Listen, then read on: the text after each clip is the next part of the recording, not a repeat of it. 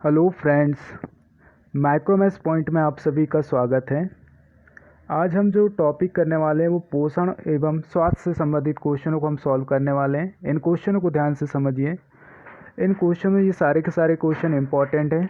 ठीक है, चलो हम सारे क्वेश्चनों की बात करते हैं। ठीक है, चलो पहले क्वेश्चन की बात करते हैं। पहला क्वेश्चन है क्या? पहला क्वेश्चन पूछा गया है, भोजन का एक प्रमुख अंग क्या है? भोजन का एक प्रमुख अंग बताना। तो पहला ऑप्शन है आपका स्टार्च, दूसरा आपका ग्लूकोज, तीसरा आपका कार्बोहाइड्रेट, चौथा आपका सेलुलोज। तो इसका सही आंसर जो होगा वो क्या होगा? आपका कार्बोहाइड्रेट। देखो, जो भोजन का प्रमुख अंग होता है वो है आपका कार्बोहाइड्रेट होता है। क्या होता है आपका? कार्बोहाइड्रेट। चलो, तो पहले क्वेश्चन का आंसर क्या होगा कि भोजन का प्रमुख अंग क्या है? तो ध्यान रखना कार्बोहाइड्रेट। एक क्वेश्चन और पूछा जाता है कार्बोहाइड्रेट से कि कार्बोहाइड्रेट का पाचन कहाँ होता है? तो कार्बोहाइड्रेट का पाचन कहाँ होता है? ध्यान रखना मुख में होता है। कार्बोहाइड्रेट का पाचन कहाँ होता है? मुख में। देखो, जो हमारे भोजन का जो पाचन प्रारंभ हो जाता है वो कहाँ से प्रारंभ हो जाता है? मुख से प्रारंभ हो जाता है। और जो ज़्यादा समय तक भोजन कहाँ रहता है? तो ध्यान रखना छोटी आंत में सबसे अधिक समय तक भोजन रहता है। ठीक है, और सबसे ज़्यादा भोजन का पाचन भी कहाँ होता है? तो छोटी आंत में। ठीक है, तो ध्यान रखना कि जो कार्बोहाइड्रेट का पाचन कहाँ होता है? मुख में होता है। और कार्बोहाइड्रेट क्या भोजन का प्रमुख अंग है। दो ऑप्शन और हमको दिखाई दे रहे हैं। एक ऑप्शन दिखाई दे रहा है आपका ग्लूकोज।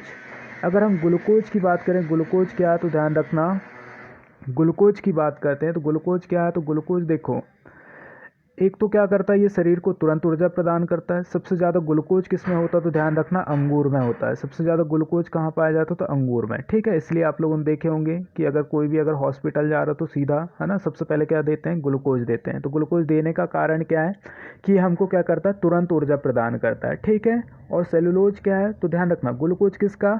मोनोसेक्राइड का उदाहरण है। और सेलुलोज किसका? तो ध्यान रखना पॉलीसेक्राइड का उदाहरण है। चलो नेक्स्ट क्वेश्चन पे चलते हैं। सेकंड क्वेश्चन की बात करते हैं।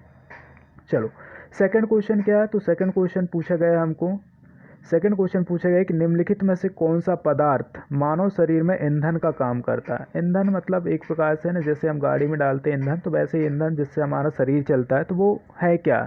ऐसा कौन सा चीज़ है जो हमारे शरीर को चलाता है? तो पहला ऑप्शन है आपका प्रोटीन, दूसरा आपका विटामिन, तीसरा आपका कार्बोहाइड्रेट और चौथा आपका जल।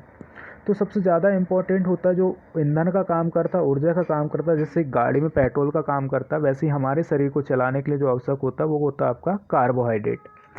अब कार्बोहाइड्रेट की बात करते हैं। कार्बोहाइड्रेट देखो कुछ नहीं, कार्बन, हाइड्रोजन और नाइट्रोजन का क्या है? ये देखो एक मिश्रण होता है कार्बोहाइड्रेट, जिसमें हम एक प्रकार से हम बात करते हैं भोजन। ठीक है, तो कार्बोहाइड्रेट की बात करते हैं तो कार्बोहाइड्रेट हमारे शरीर में क्या होता है? ईंधन के रूप में कार्य करता है। विटामिन की अगर हम बात करें तो विटामिन हमारे शरीर के लिए आवश्यक तो हैं, लेकिन ये ऊर्जा प्रदान नहीं करते हैं। प्रोटीन हमारे शरीर के निर्माण के लिए आवश्यक होता है। और जल भी हमारे शरीर के लिए क्या है? आपका आवश्यक है, क्योंकि जो उपापचयी क्रियाएं हैं या फिर हमारे बात करें निर्जलीकरण, तो इन सारे के लिए क्या जल की आवश्यकता होती है। चलो, तो इसका आंसर क्या हो जाएगा? कार्बोहाइड्रेट हो जाएगा, जो ईंधन का काम करता है शरीर में। चलो अगले क्वेश्चन की बात करते हैं। अगला क्वेश्चन क्या है? जो कैप्सूल का आवरण बना होता है वो किसका बना होता है? ये बताना हमको। तो पहला ऑप्शन दिया आपका प्रोटीन का, दूसरा है सेलुलोज का, तीसरा है आपका अंडे के छिलके का और चौथा आपका स्टार्च का। तो आंसर क्या जाएगा आपका? स्टार्च का बना होता है क्या आपका कैप्सूल का जो आवरण, जो आप खाते हो ना कैप्सूल, जो अंदर जाकर घुल जाती है। ठीक है, तो उसका आंसर क्या हो जाएगा आपका? स्टार्च का बना होता है आपका क्या? कैप्सूल का आवरण। चलो अगले क्वेश्चन की बात करते हैं हम। अगला क्वेश्चन क्या है आपका? अगला क्वेश्चन ध्यान रखना, शहद का प्रमुख घटक क्या है? देखो, जो शहद का मीठापन है या शहद मीठा क्यों होता है, ठीक है, तो इसका प्रमुख घटक क्या है? तो ध्यान रखना, पहला ऑप्शन है आपका ग्लूकोज, दूसरा है सुक्रोज, तीसरा ऑप्शन है आपका माल्टोज और चौथा ऑप्शन है आपका फ्रैक्टोज। तो इसका आंसर आ जाएगा फ्रैक्टोज। फ्रैक्टोज ये सारे के सारे देखो एक प्रकार की शर्करा है। शर्करा मतलब जो खाने वाली शर्करा, मिठास एक प्रकार की। ठीक है, तो फ्रैक्टोज जो है वो सबसे मीठा होता है। क्या होता है? ये सबसे मीठा होता है। और कहाँ पाया जाता है? ये शहद में पाया जाता है, ध्यान रखना। ठीक है, माल्टोज किस में होता है? डाइसेक्राइड। डाइसेक्राइड का मतलब ग्लूकोज के दो अणु, है ना। मोनोसेक्राइड का मतलब ग्लूकोज का एक अणु, और डाइसेक्राइड का मतलब होता है ग्लूकोज के दो अणु। ठीक है, मोनो में एक, डाई में दो, और पॉली में क्या होते हैं? बहुत सारे अणु। पॉली में मतलब बहुत सारे, जैसे पॉली की बात करें तो सेलुलोज उसका उदाहरण है। ठीक है, तो ध्यान रखना, अगर मैं बात करूं पॉलीसेक्राइड की तो ग्लूकोज मैं बात करता हूँ किसकी, मोनोसेक्राइड की बात करता हूँ। मोनोसेक्राइड में ध्यान रखना क्या क्या आते हैं, तो मोनोसेक्राइड में आते हैं आपके ग्लूकोज, पहला आ जाता है आपका कौन, ग्लूकोज। दूसरा कौन आता है, ग्लैक्टोज। ठीक है, ग्लूकोज ग्लैक्टोज किस में आते हैं आपके, ध्यान रखना मोनोसेक्राइड में। और अगर बात करूं मैं डाइसेक्राइड, तो डाइसेक्राइड के लिए ध्यान रखना एक फॉर्मूला है डाइसेक्राइड के लिए, क्या है वो फॉर्मूला, सुमाला। क्या ध्यान रखोगे, सुमाला। ये डाइसेक्राइड के उदाहरण है, सुमाला। अब सुमाला की बात करें हम, तो सुमाला में क्या होगा, पहला सुक्रोज, माँ से होगा आपका माल्टोज और ला से होगा आपका लैक्टोज। तो ये किसके, आपके डाइसेक्राइड के उदाहरण है। ठीक है, डाइसेक्राइड का मतलब है ग्लूकोज के दो अणु को जब आपस में हम मिलाएंगे तब जो बनते हैं, ठीक है, वो कहलाते हैं आपके क्या, डाइसेक्राइड। ठीक है, पॉलीसेक्राइड मतलब बहुत सारे अणु। ठीक है, पॉलीसेक्राइड का उदाहरण क्या है, तो सेलुलोज। और पॉलीसेक्राइड कैसे होते हैं, कड़वे होते हैं, ध्यान रखना। ठीक है, आपके मोनोसेक्राइड और आपके डाइसेक्राइड तो मीठे होते हैं, लेकिन जो पॉलीसेक्राइड होते हैं वो कड़वे होते हैं। चलो अगले क्वेश्चन की बात करते हैं। अगला क्वेश्चन क्या है आपका, अगला क्वेश्चन है आपका, निम्नलिखित में से कौन सी शर्करा, ठीक है, क्या है आपका क्वेश्चन, निम्नलिखित में से कौन सी शर्करा तत्काल ऊर्जा प्रदान करती है। अभी बताया मैंने सबसे ज़्यादा ऊर्जा प्रदान करने वाली कौन सी, तो तुरंत ऊर्जा प्रदान करने वाली वो क्या है आपकी, ग्लूकोज है। ठीक है, तो क्या आएगा आंसर आपका, ग्लूकोज। ठीक है, माल्टोज किसका उदाहरण है बताओ, डाइसेक्राइड का। लैक्टोज अभी मैंने बताया था सुमाला, सुमाला में क्या था आपका, सुक्रोज, माल्टोज और क्या था आपका, लैक्टोज। सेलुलोज किसका उदाहरण है, पॉलीसेक्राइड का। ये कड़वे होते हैं, तुरंत ऊर्जा जो प्रदान करती है वो ग्लूकोज। और ग्लूकोज सबसे ज़्यादा किस में होता है, ध्यान रखना, अंगूर में होता है सबसे ज़्यादा। ठीक है, तो अभी गर्मी के दिन चल भी रहे हैं, है ना, अभी तो गर्मी के दिन चल रहे हैं, अंगूर आ भी गई है। ठीक है, तो ये तुरंत ऊर्जा प्रदान करने वाले पदार्थ हैं। ठीक है, चलो अगली बात करते हैं, शहद में मुक्ता होते हैं। शहद में क्या होता है ये बताना हमको, छठवां क्वेश्चन की बात करते हैं कि शहद में मुक्ता होते हैं। प्रोटीन होता है इसमें, ठीक है, कार्बोहाइड्रेट होता है, वसा होता है, विटामिन होता है। तो ध्यान रखना कि जो आपका शहद है इसमें क्या होता है ये हमको बताना है। ठीक है, कि प्रोटीन होता है, कार्बोहाइड्रेट होता है, वसा होता है या फिर विटामिन होता है। ठीक है, तो देखो मैंने बताया था कार्बोहाइड्रेट, कार्बोहाइड्रेट के कितने प्रकार है आपके, ध्यान रखना 3 प्रकार है। कार्बोहाइड्रेट कितने प्रकार है आपके, 3 प्रकार। पहला आपका मोनो, ठीक है, पहला कौन सा आपका मोनो, दूसरा ध्यान रखना डाई, ठीक है, दूसरा कौन सा आपका डाई, और तीसरा कौन सा आपका पॉली, तीसरा कौन सा आपका पॉली। ठीक है, तो तीसरा है आपका पॉलीसेक्राइड। तो मोनोसेक्राइड में कौन कौन आते हैं, तो ग्लूकोज हो गया, ग्लैक्टोज हो गया, ये सब किस में आते हैं आपके, है ना, आपके आते हैं ये किस में, मोनोसेक्राइड। डाई में कौन आता है, तो डाई में ध्यान रखना सुक्रोज हो गया, ठीक है, और क्या हो गया आपका, सुमाला में क्या हो गया आपका, माल्टोज हो गया, ग्लैक्टोज हो गया, और पॉली में कौन आता है, तो ध्यान रखना सेलुलोज हो गया। ठीक है, तो ये सारे जैसे रुई इसका उदाहरण हो जाएगा सेलुलोज का। ठीक है, तो ये सारे किस में आते हैं, कार्बोहाइड्रेट में आते हैं। तो कार्बोहाइड्रेट के 3 प्रकार हो जाएंगे। ठीक है, तो शहद में क्या देखे थे हमने, शहद में देखे थे हमने फ्रैक्टोज। फ्रैक्टोज एक प्रकार की शर्करा है, तो वो किसके अंतर्गत आएगी आपकी, कार्बोहाइड्रेट के अंतर्गत। तो आंसर आ जाएगा शहद में क्या होता है आपका, कार्बोहाइड्रेट होता है। चलो अगले क्वेश्चन की बात करते हैं। अगला क्वेश्चन क्या है, निम्नलिखित में से सर्वाधिक ऊर्जा प्रदान करता है। चलो बताओ 4 ऑप्शन में से क्या होगा जो सर्वाधिक ऊर्जा प्रदान करेगा। कार्बोहाइड्रेट होगा, विटामिन होगा, या फिर क्या होगा, प्रोटीन होगा, या खनिज लवण होंगे। ठीक है, तो सर्वाधिक जो ऊर्जा प्रदान करने वाले पदार्थ कौन से होंगे, तो बताओ। अभी मैंने बताया कि ग्लूकोज, और ग्लूकोज किसके अंतर्गत आ रहा है आपका, ग्लूकोज आ रहा है मोनोसेक्राइड, और मोनोसेक्राइड किसका, आपका कार्बोहाइड्रेट का एक प्रकार है।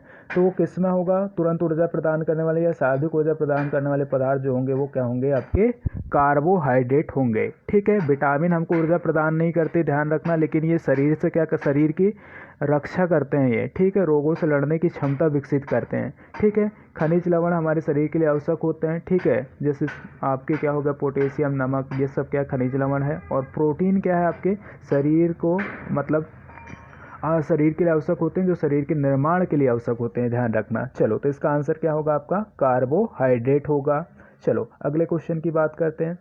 अगला क्वेश्चन क्या है, मानव शरीर में कार्बोहाइड्रेट पुनः संग्रह होता है। मानव शरीर में जो कार्बोहाइड्रेट वो पुनः कहाँ संग्रह होता है, हमको ये बताना है। ठीक है, तो देखते हैं कि मानव शरीर में कहाँ पुनः संग्रह होता है। तो ये शुगर के रूप में होता है, स्टार्च के रूप में होता है, ग्लूकोज के रूप में होता है, या ग्लाइकोजन के रूप में होता है।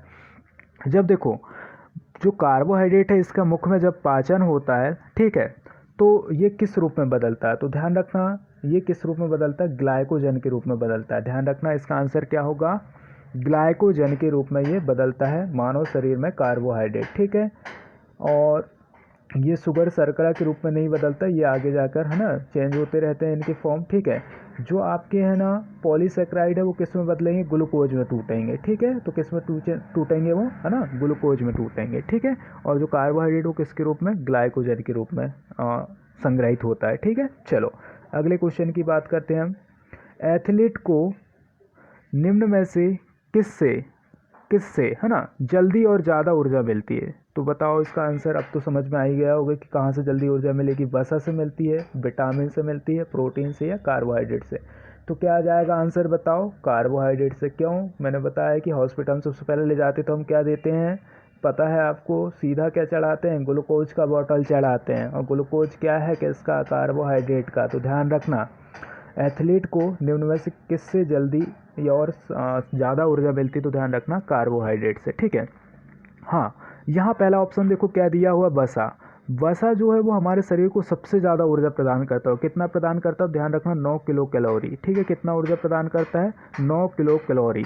वसा के अगर हम सबसे अच्छे स्रोत की बात करें तो वसा में देखो आप, एक तो अलसी अच्छा स्रोत है, ठीक है। और क्या हो सकते हैं आपके पीनट हो सकते हैं, ठीक है, अच्छा स्रोत में।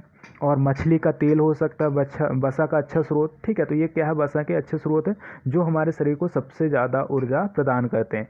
वसा क्या करता है, हमारे शरीर के ताप का नियंत्रण करता है। विटामिन मैंने बता ही दिया कि विटामिन हमारे शरीर के लिए आवश्यक तो हैं, लेकिन ये ऊर्जा प्रदान नहीं करते हैं। और प्रोटीन हमारे शरीर में शरीर के निर्माण के लिए क्या होते हैं, आवश्यक होते हैं। चलो अगले क्वेश्चन की बात करते हैं। अगला क्वेश्चन क्या है, लंबे समय तक, ठीक है, लंबे समय तक कठोर शारीरिक कार्य के पश्चात मांसपेशियों में जो थकान अनुभव होने का कारण होता है। तो मांसपेशियों में जो थकान आता है उसका कारण क्या है, हमको ये बताना। तो बताना कि मांसपेशियों में थकान का कारण क्या है। तो पहला ऑप्शन देखो, ऑक्सीजन की आपूर्ति में कमी। ऑक्सीजन की आपूर्ति की कमी के कारण हो सकता है थकान, क्या, ग्लूकोज का अवक्षय के कारण हो सकता है, क्या, पेशी तंतु की थोड़ी बहुत टूट फूट के कारण हो सकता है, क्या, लैक्टिक एसिड का संचय के कारण हो सकता है। तो इसका आंसर क्या होगा, तो ध्यान रखना इसका आंसर होगा ग्लूकोज का अवक्षय, ठीक है।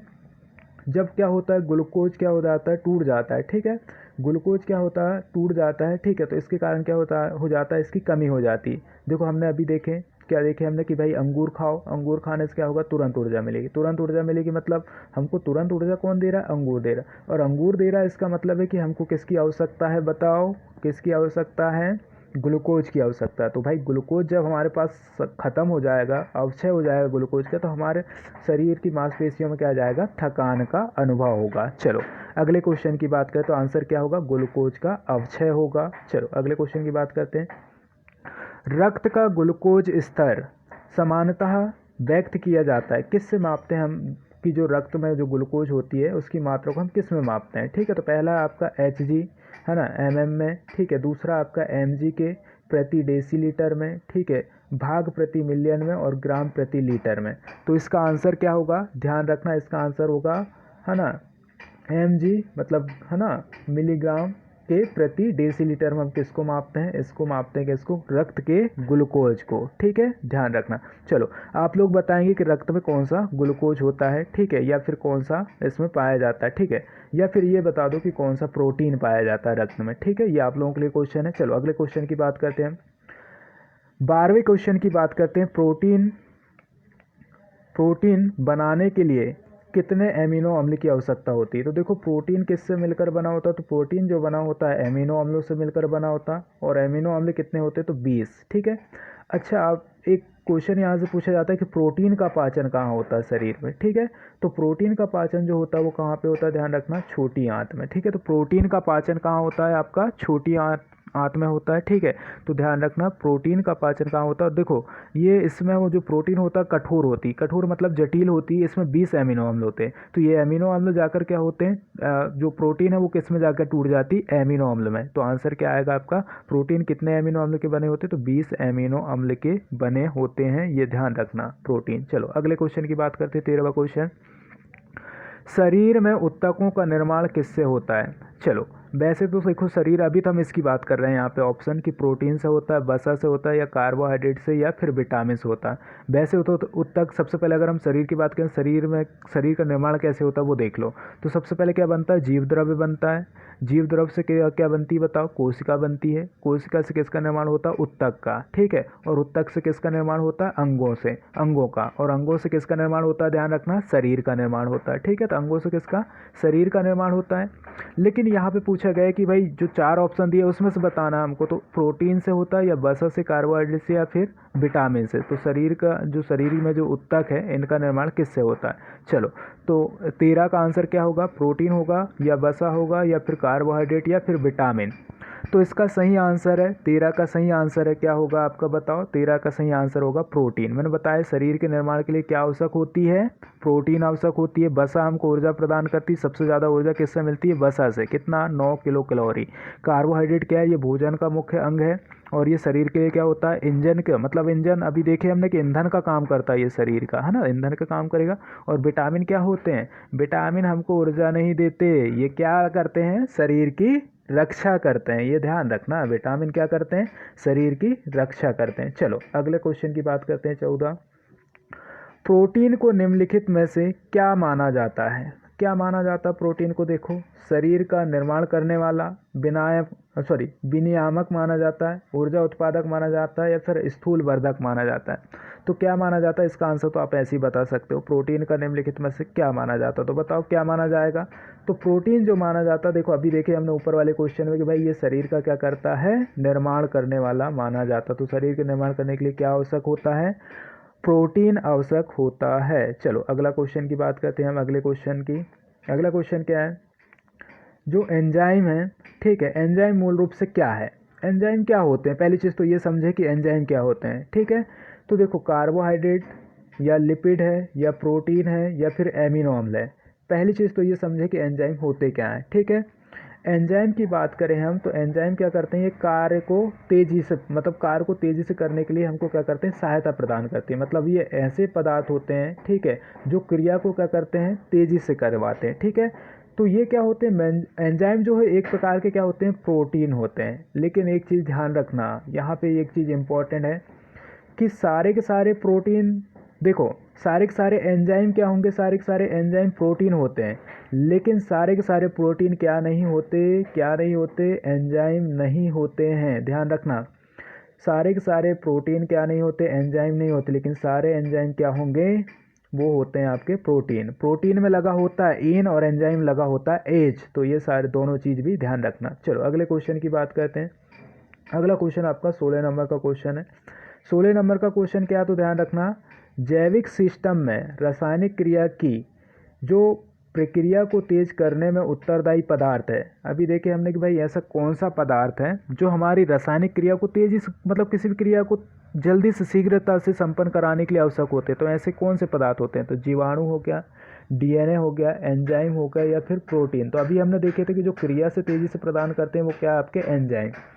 तो ऐसा कौन सा पदार्थ है जो हमारी रासायनिक क्रिया को तेज गति से प्रारंभ करने में सहायता करता है, तो वो है आपके एंजाइम, ठीक है। चलो एंजाइम हो गए। चलो अगली बात करते हैं हम, अल्फा केराटिन एक प्रोटीन है जो कहाँ पाई जाती है, बताना हमको कि जो अल्फा केराटिन जो एक प्रकार की प्रोटीन है ये कहाँ पाई जाती है। तो रक्त में, ऊन में, या फिर त्वचा में, या फिर अंडों में। तो जो अल्फा केराटिन होती है, देखो ये कहाँ पाई जाती है, देखो अल्फा बीटा है ना, ये होती है। तो जो हमारा अल्फा केराटिन जो प्रोटीन है वो कहाँ पाई जाती है, तो ध्यान रखना ये पाई जाती है आपके त्वचा में उपस्थित होती है। कहाँ होती है, आपकी त्वचा में उपस्थित होती है। चलो अगले क्वेश्चन की बात करते हैं हम। अगला क्वेश्चन आपका है ना, ध्यान देना, अगला क्वेश्चन इंपॉर्टेंट है आप लोगों के लिए। चलो, सोयाबीन में प्रोटीन का प्रतिशत होता है, ठीक है, सोयाबीन में प्रोटीन का प्रतिशत कितना होता है ये बताना हमको। सबसे ज़्यादा देखो प्रोटीन का जो सबसे अच्छा स्रोत है वो क्या आपका सोयाबीन है। तो सोयाबीन में कितना प्रतिशत प्रोटीन होता है, 42%, 50%, 60%, या फिर 80%। तो हमको बताना है कि सोयाबीन में कितने प्रतिशत प्रोटीन होती है। तो इसका सही आंसर क्या हो जाएगा आपका, इसका सही आंसर हो जाएगा आपका 42%, ठीक है। तो किसमें आपका, इसमें प्रोटीन कितना होता है सोयाबीन में, ध्यान रखना 42% होता है। चलो यहीं पे एक क्वेश्चन का आंसर आप लोग बताएंगे, ठीक है। क्वेश्चन क्या है, क्वेश्चन ये है कि भाई जो घरेलू महिलाएं होती कामकाजी, ठीक है, इन घरेलू महिलाओं को दिन भर में कितने प्रतिशत प्रोटीन की आवश्यकता होती है, ठीक है। तो ये क्वेश्चन आप लोगों के लिए। चलो अगला क्वेश्चन की बात करते हैं।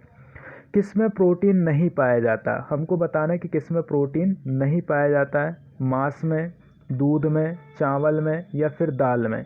सबसे ज़्यादा प्रोटीन तो आपको पता ही है दाल में पाया जाता है, ठीक है। तो मांस में पाया जाता है कि नहीं, फिर दूध में पाया जाता है कि नहीं, चावल, तो भाई दूध में भी पाया जाता है, स्वाभाविक सी बात है, ठीक है।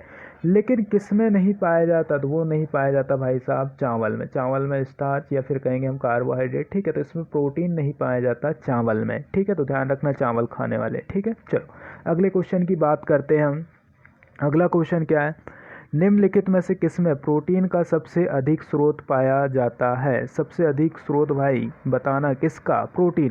प्रोटीन का सबसे अधिक स्रोत कौन सा है, ठीक है। उड़द, चना, मटर या फिर सोयाबीन। अभी देखिए हमने 42% किस में? आपका सोयाबीन में। तो क्या हो जाएगा आंसर आपका? सोयाबीन हो जाएगा। चलो अगला क्वेश्चन की अगर हम बात करें, अगले क्वेश्चन क्या है आपका? तो अगला क्वेश्चन है, शाकाहारी अधिकतम प्रोटीन पाते हैं। जो शाकाहारी लोग हैं भाई, इनको प्रोटीन कहाँ से मिलता है? मांसाहारी तो कहीं से भी प्राप्त कर लेंगे, आपको पता ही है, ठीक है। अनाजों से, दालों से, सब्जियों से या फिर दूध से। तो जो शाकाहारी होते हैं इनको सबसे ज़्यादा प्रोटीन कहाँ से मिलता है? तो ध्यान रखना दालों में। दालों में सबसे ज़्यादा प्रोटीन पाया जाता है, ठीक है। तो दालों से मिलता है, ठीक है, प्रोटीन, ठीक है। चलो, और कौन सी प्रोटीन पाई जाती है दाल में? ध्यान रखना, तो प्रोलैक्टिन। कौन सी अनाज या फिर दाल की बात करें तो प्रोलैक्टिन पाई जाती है, ठीक है, या प्रोलेमिन, ठीक है। प्रोलैक्टिन या प्रोलेमिन ध्यान रखना, वो किस में? दाल में पाई जाती है। चलो अगली बात करते हैं हम। सबसे अधिक प्रोटीन पाई जाती है। अगला क्वेश्चन क्या है आपका कि सबसे अधिक प्रोटीन भाई किस में पाई जाती है? आपको बताना। उड़द के दाने में, मटर के दाने में, अरहर के दाने में या सोयाबीन के दाने में, ठीक है। तो किस में पाई जाएगी बताओ? सबसे अधिक प्रोटीन तो आपको पता ही है सोयाबीन में पाई जाती है, तो भाई सोयाबीन के दाने में ही पाई जाएगी। तो आंसर क्या हो जाएगा? सोयाबीन के दाने में। अगला क्वेश्चन है, मानव शरीर में वसा जमा होती है। भाई जो वसा है वो कहाँ जमा होती है? बाह्य त्वचा में, यकृत में, वसा ऊतक में या फिर एपिथीलियम में। तो कहाँ जमा होती है? ध्यान रखना, तो ये जमा होती है आपकी, ये वसा ऊतक में जमा होती है, ठीक है। हमारे शरीर के तापमान को ये नियंत्रित करती है। देखो ना, हमारे शरीर के तापमान को ये बाहर जाने देती है, ना बाहर के तापमान को अंदर आने देती है। इसलिए हमारा शरीर क्या होता है, अगर गर्म है तो गर्म बना रहता है, ठीक है। तो जो इसमें जो तापमान को निकालने का कार्य करता है वो कौन करता है? आपका पसीना, जो फैट को कम करता है, ध्यान रखना। चलो अगला क्वेश्चन की बात करते हैं। अगले क्वेश्चन क्या आपका? मानव शरीर में त्वचा तल के नीचे विद्यमान वसा निम्नलिखित में से किसके विरुद्ध अवरोधक का काम करती है? किसको रोकती है? है ना, बताना हमको कि भाई जो वसा है त्वचा के तल में जो विद्यमान वसा है, ये वसा किसको रोकती है? तो शरीर के लवणों का क्षय को रोकती है, शरीर की ऊष्मा का क्षय, या फिर वातावरण से हानिकारक सूक्ष्म जीवों के प्रवेश को रोकती है, या फिर आवश्यक शरीर द्रव्यों का क्षय करती है, ठीक है। तो यहाँ पे ध्यान रखना, जो इसका आंसर होगा वो क्या होगा आपका? इसका आंसर होगा कि जो ऊष्मा, मैंने बताया कि शरीर के तापमान का नियंत्रण करती है, मतलब ना तो बाहर की ऊष्मा को अंदर जाने देती है, ना अंदर की ऊष्मा को बाहर जाने देती है, ठीक है। तो ये किसको रोकेगी? वसा शरीर के ऊष्मा के क्षय को रोकती है। तो इसका आंसर क्या होगा? शरीर के ऊष्मा का क्षय ये रोकती है। चलो अगला क्वेश्चन की बात करते हैं। अगले क्वेश्चन की बात करते हैं। ऊंट बिना पानी के कुछ दिनों तक मरुस्थल में रहता है, ऐसा वह कर पाता है। ये किस कारण से कर पाता है, इसके देखते हैं हम। तो देखो, ऊंट जो बिना पानी का रहता है, तो पहला ऑप्शन है आपका कि अपनी पेशी में जमा किए पानी का प्रयोग करके, या फिर अपने कुबड़ में जमा किए चिकनाई का प्रयोग करके, या फिर उपापचय क्रिया को कम करके, या फिर पानी का प्रयोग को कम करके। तो भाई इस किस कारण से जो ऊंट है, ठीक है, वो अधिक समय तक रह पाता है? तो इसका आंसर क्या होगा आपका? ध्यान रखना, इसका आंसर होगा अपने कुबड़ में जमा किए चिकनाई का प्रयोग करके, ठीक है। एक प्रकार से देखो, जब हम भोजन नहीं करते तो हमारे शरीर को भोजन, जो हमारे शरीर की मांसपेशियां हैं, ये हमको ऊर्जा प्रदान करती है। इसी प्रकार जो कुबड़ में चिकनाई होता है वो किसको? ऊँट को क्या प्रदान करती है? ध्यान रखना, तो ऊँट को प्रदान करती है ये जल की मात्रा को पूरा करती है, ठीक है। चलो, तो आज हम इतना ही क्वेश्चनों को सॉल्व करेंगे, ठीक है। आगे हम नेक्स्ट वीडियो में भी और क्वेश्चनों को लेकर आएंगे, तो ध्यान रखना। चलो, आप सारे लोग पढ़ते रहें, रिस्टार्ट हो जाएं, ठीक है, और इसी के साथ चैनल को सब्सक्राइब कर लें, ठीक है। चलो, धन्यवाद, थैंक यू, जय हिंद।